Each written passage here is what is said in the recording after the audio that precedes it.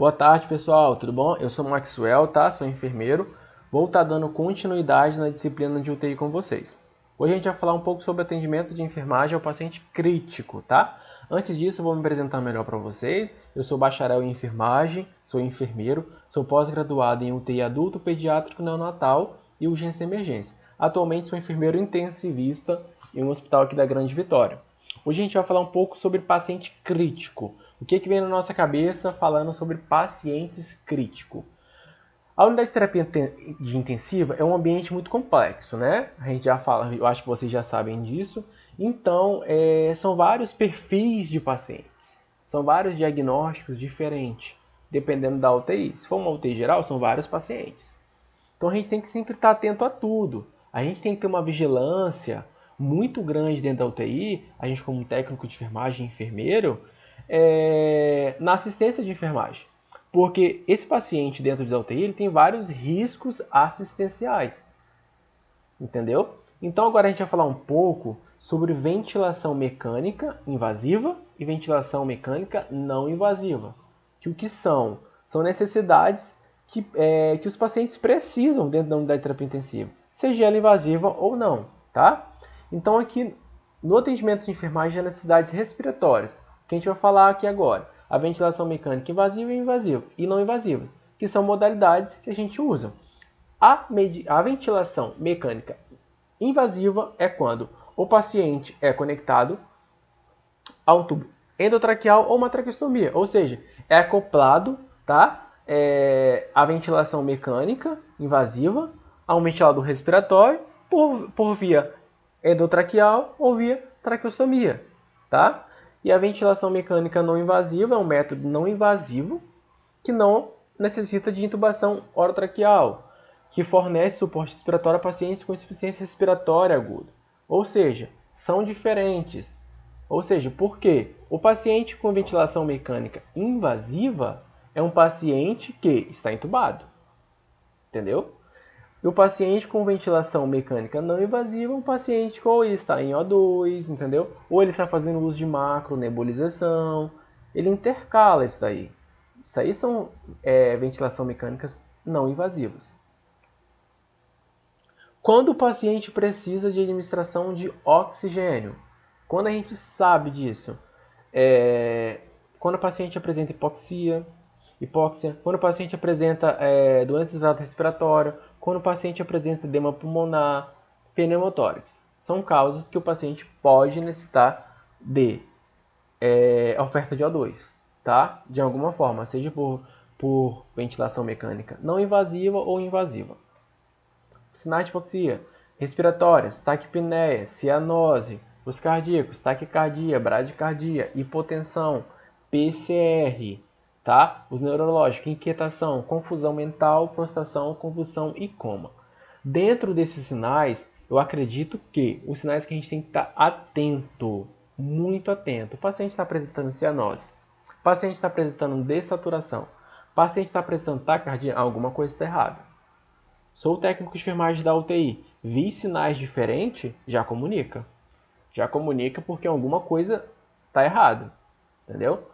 A gente avalia o paciente dentro dos sinais que a gente aprende no nosso curso que são normais. Entendeu? Tanto sinais de frequência respiratória, frequência cardíaca, saturação e...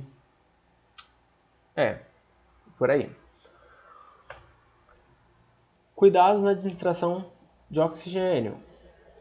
Aqui está apresentando um umidificador, um frasco umidificador e um fluxômetro. Esses são conectados, tá?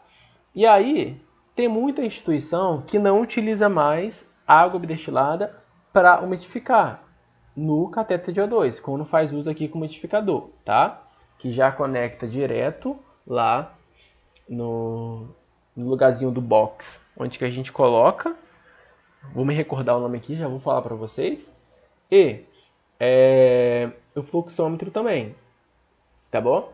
Então, geralmente é direto ligado no extensor de O2, no cateter tipo óculos, e às vezes não precisa de umidificador. A gente também tem que saber controlar os litros, tá? Adaptar bem a máscara, trocar o conjunto de circuito, revezar as narinas, quando é um catéter só de uma das narinas, e manter as vias aéreas sempre limpas. Em relação ao lugar que a gente conecta o fluxômetro, eu já vou falar para vocês. Estou tentando me recordar o nome aqui. Ventilação mecânica não invasiva. Fornecimento de O2 por uma assistência ventilatória não invasiva, com o objetivo de manutenção de trocas gasosas, facilitar a ventilação valvular, diminuir o trabalho respiratório e dar conforto. Geralmente, quando o paciente está muito desconfortável, o paciente está muito dispneico, entendeu? É realizado uma ventilação mecânica não invasiva, tá? Até que, se risco de intubação, isso vai ser avaliado pelo médico, entendeu? Então, essa paciente aqui, ela apresenta na imagem uma máscara aqui, ó. É a máscara VNI que ela está fazendo, tá? E ela está usando uma máscara. Essa máscara é feita uma ventilação mecânica não invasiva, tá? E agora, falando nisso, a gente sabe que tudo tem vantagens e desvantagens. Na ventilação mecânica não invasiva, ó, temos vantagens como alívio dos sintomas, redução do trabalho respiratório, melhora das trocas gasosas, redução do tempo de internação do paciente, evita risco de intubação e suas complicações e melhora a sobrevida desse paciente. Mas a gente tem que entender que, para um paciente receber uma ventilação mecânica não invasiva, esse paciente tem que estar com o neurológico muito bom.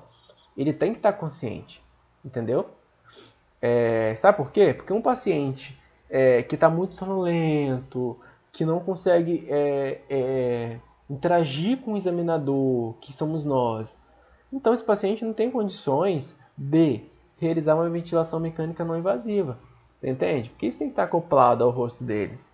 Então, aqui, ó, quando eu não devo utilizar a VNI, a ventilação mecânica não invasiva. Se o paciente tem risco de intubação, a gente não vai utilizá-la, não.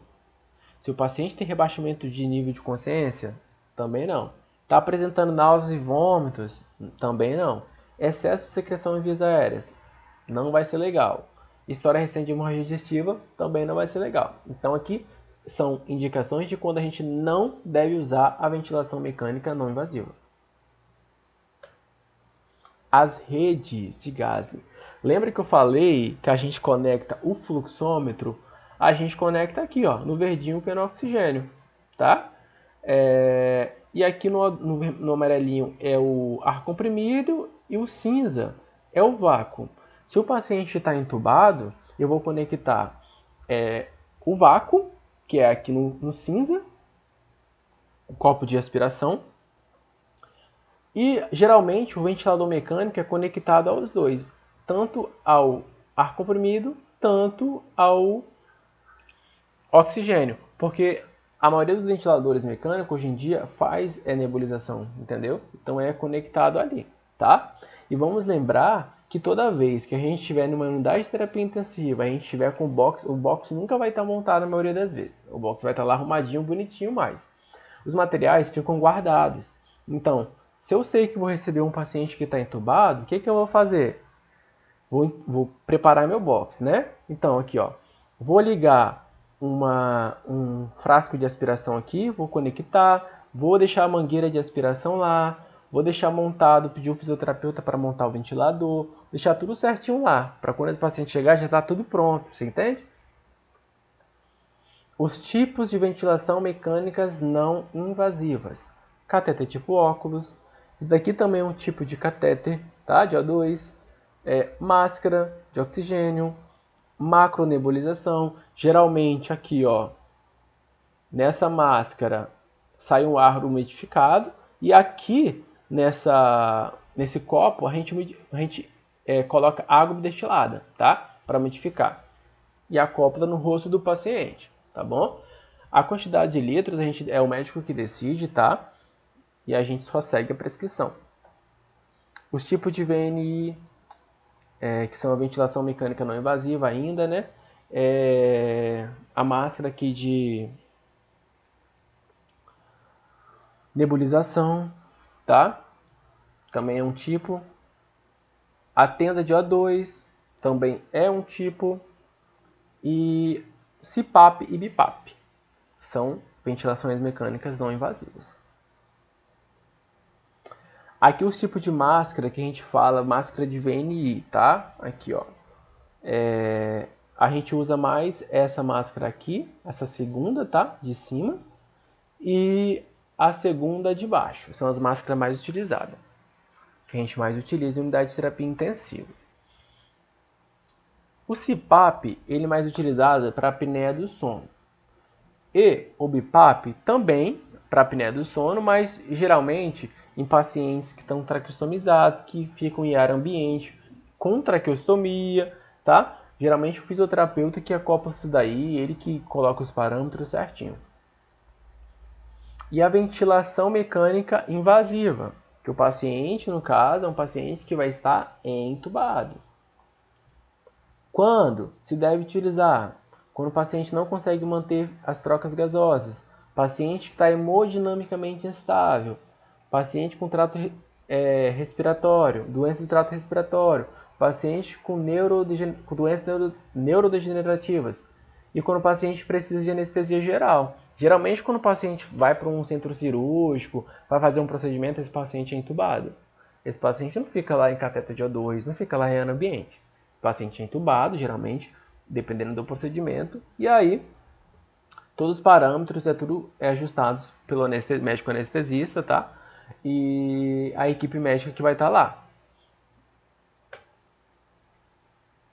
A ventilação mecânica invasiva, a substituição da respiração de maneira que o paciente seja capaz de realizar sua função normal. No caso, o ventilador mecânico vai fazer o trabalho como se a gente tivesse normal, mas quem vai fazer esse trabalho é o ventilador mecânico, entendeu? Ele vai respirar pela gente. Oxigenação correta dos tecidos evita a retenção de gás carbônico, tá?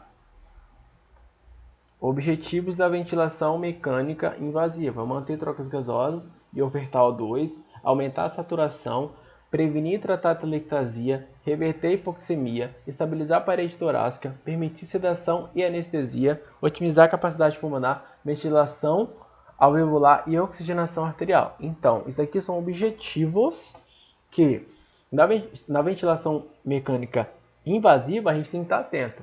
Lembrando que um paciente, como eu falei, em unidade de terapia intensiva, um paciente crítico é um paciente grave. Então a gente tem que estar atento a tudo dentro da unidade de terapia intensiva. A gente tem que estar atento a riscos. Vamos falar de broncoaspiração. O que causa um risco de broncoaspiração? Sonda nasoentérica, sonda nasogástrica, dependendo do que tiver ali naquele momento. Risco de extubação, o paciente tem. Se o paciente estiver entubado, vai estar com uma ventilação mecânica invasiva. Tem risco de intubação. E se esse paciente não tiver sedado, se esse paciente não tiver com uma medicação que deixa ele tranquilo ali naquele box, ele pode ter perda desses dispositivos, entendeu? Então o objetivo aqui da gente é entender um pouquinho sobre a ventilação invasiva e a ventilação não invasiva. Deu para entender um pouco, né? Então a gente vai estar falando mais nas próximas aulas das rotinas de UTI, tá? Do que a gente precisa entender dentro de uma UTI. De imediato a gente precisa entender o que é um paciente instável, o que é um paciente estável, o que é uma ventilação invasiva e o que é uma ventilação não invasiva, tá? Ventilação invasiva, o paciente vai estar entubado, acoplado a respirador, tá? Vai estar com sedação se necessário, dependendo do paciente vai estar com noradrenalina para manter níveis pressóricos, por aí vai. Ventilação mecânica não invasiva, o que é? Paciente que faz uso de macronebulização, paciente que faz uso de cateter de O2, paciente que faz uso de máscara de alta concentração, são ventilações mecânicas não invasivas, tá bom? A gente vai passando mais demais assuntos nas próximas aulas, tá, gente? Lembrando também que oximetria de pulso, que é onde a gente vê a saturação de oxigênio no monitor. consiste na avaliação da porcentagem de saturação de hemoglobina pelo O2. Este método é utilizado pelos princípios da espectrofometria. Que palavra difícil? Falando melhor, é onde tem uma luz, é quando a gente coloca o oxímetro tem uma luzinha, entendeu? E essa luzinha é onde que vai medir ali a saturação do oxigênio. Fatores que alteram a oximetria em algumas condições como hiperpigmentação da pele, uso de esmaltes, hemoglobinemia e hipotermia. São fatores que prejudicam a oximetria. Cuidados gerais na extubação. Suspender dieta enteral, cabeceira elevada, proceder à aspiração, desconectar tubo neurotraqueal ou TQT do respirador, permanecer com oxigenação, realizar a gasometria e deixar o paciente monitorado. Ou seja, vou extubar meu paciente agora. O paciente estava em ventilação mecânica. Primeiro de imediato, vou parar um pouco a dieta, né?